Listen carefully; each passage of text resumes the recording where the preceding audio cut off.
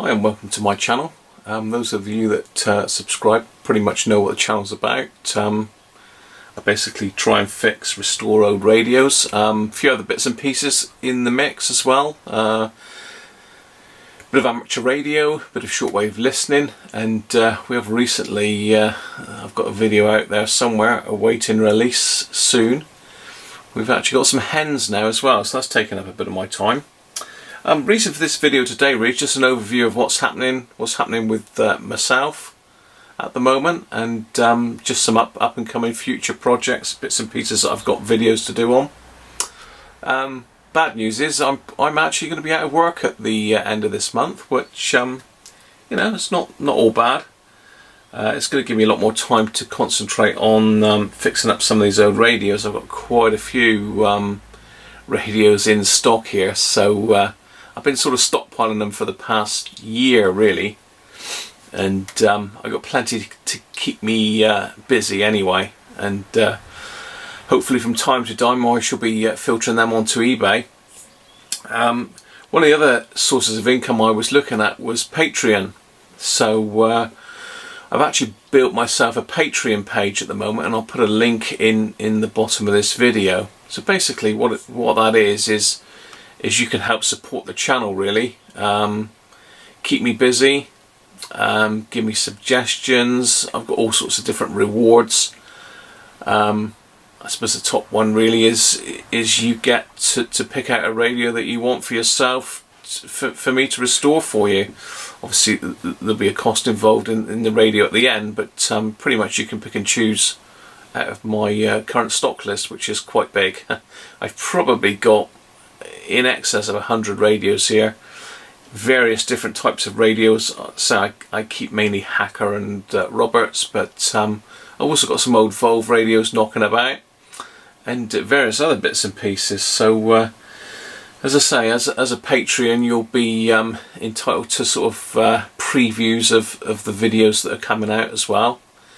So I'm hoping to try and do at least one video a week, if not more. And basically I do need to be doing a couple radios a week probably, so plenty of video content out there for subscribers to the YouTube channel as well. You won't get left out. Just anybody subscribing to me on Patreon will actually get probably a week's advance preview on any new videos.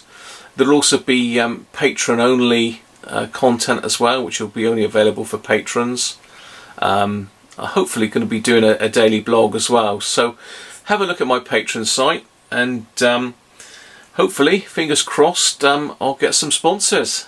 So anyway, let's just have a look now on the bench and see what we got coming up. Okay, well this is the radio that everyone's interested in, myself included, because it's going to be a bit of a learning curve. This is the Bush EBM 60, which is the rare export only Volvo version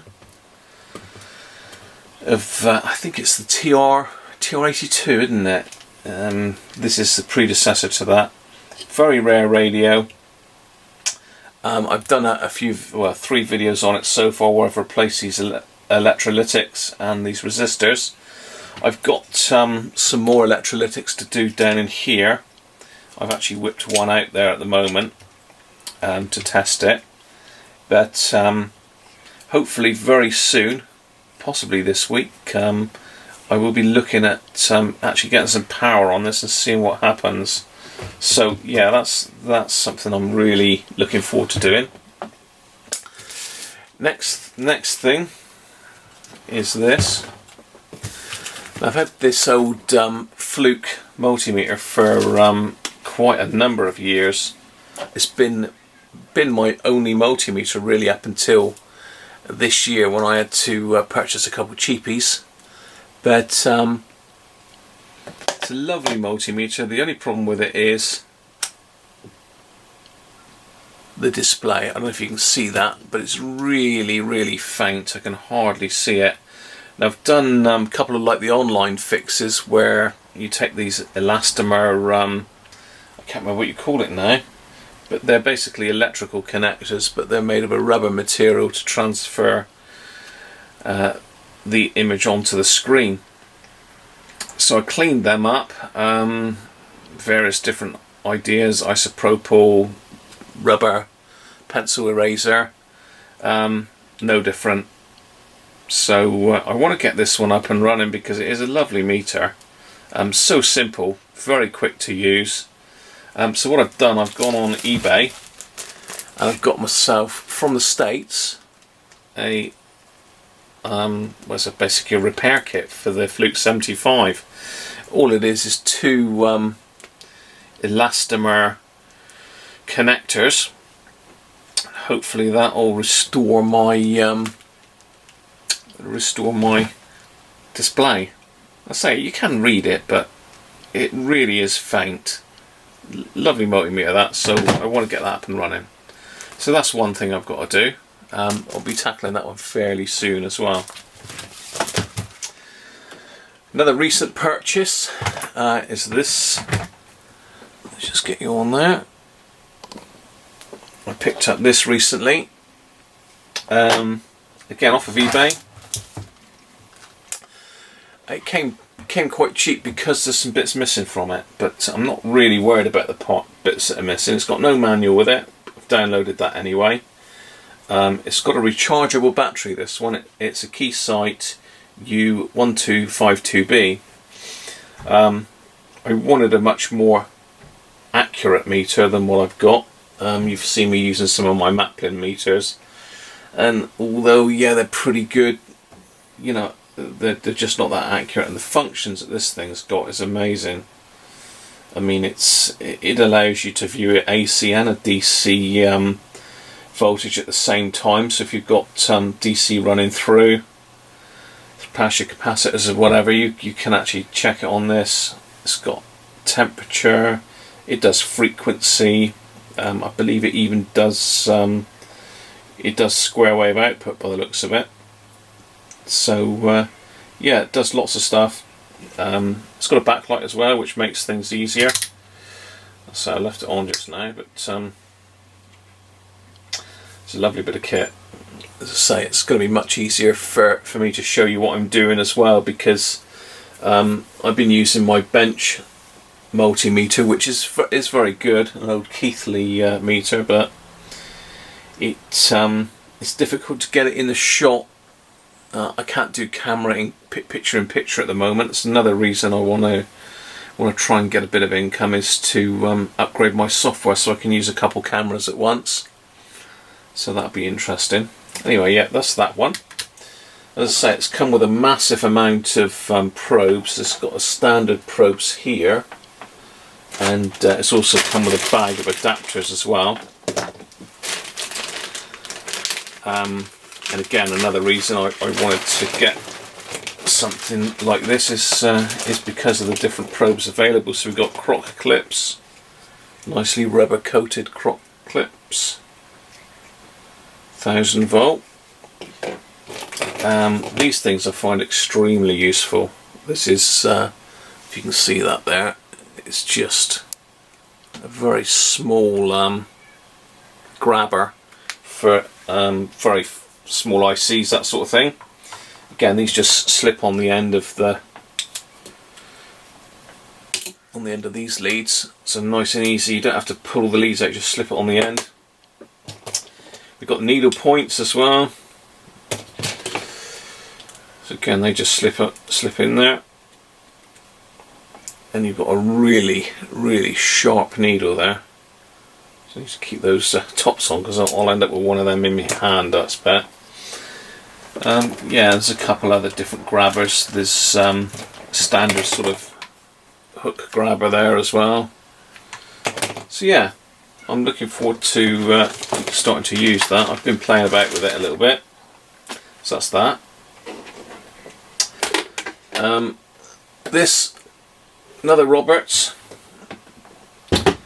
I think my most popular video ever, for some reason, has been on one of these, the Roberts RP28.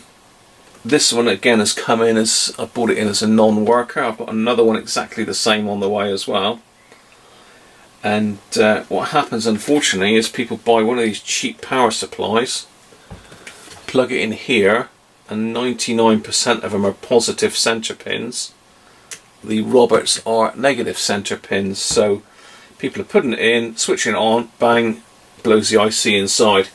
So difficult to get hold of the ICs. I did buy in some on the previous video that I did, so I'm hoping that I've got a few in stock, because I've got probably 4 of these radios. I've got another one down here.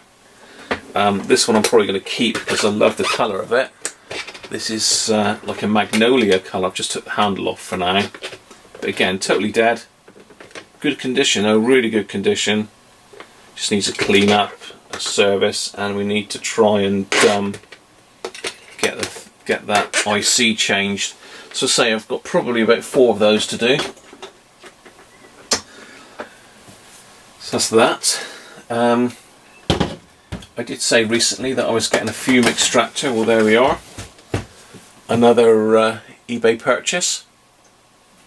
Second hand, but you know, end of the day, it's just a fan that sucks the muck in. It's got a filter on the front to capture any soda or flux fumes. Another source of noise, unfortunately, but it's not as bad as my desoldering pump. But yeah, hopefully that will keep me a bit healthier, because as I say, I do intend to be doing a lot more work in the workshop.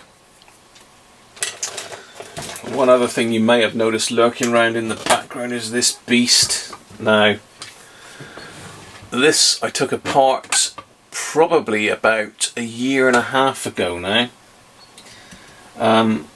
This I used to use as a sort of like my test bench supply for servicing CB radios. I think it was 10 amp output, so it would cope with all your like 4 and 4 watt radios, no problem at all. But it started losing power and doing strange things, so I had to pull it out of circuit. And I've really just been going through. You can see it's full of boards and all sorts of stuff here. So I've just been going through testing components at the moment, trying to see what's wrong with it. But again, this one's going to be hopefully fixed, and I might need some help on that. So any suggestions for repairs on that one would be great, because I don't know what's wrong with it. I thought it was a bridge rectifier, but I pulled the bridge out and that one checks out fine. So yeah, that's just really a quick overview. I don't want to bore you stupid. I'm sure you don't want to be seeing my ugly mug too much. So anyway, yeah, thanks very much for watching, and please check my Patreon page out if you would. And if you like it and subscribe, then hopefully you'll get some benefit from it. So again, if you like this video, give me a thumbs up and join me again soon. Bye for now.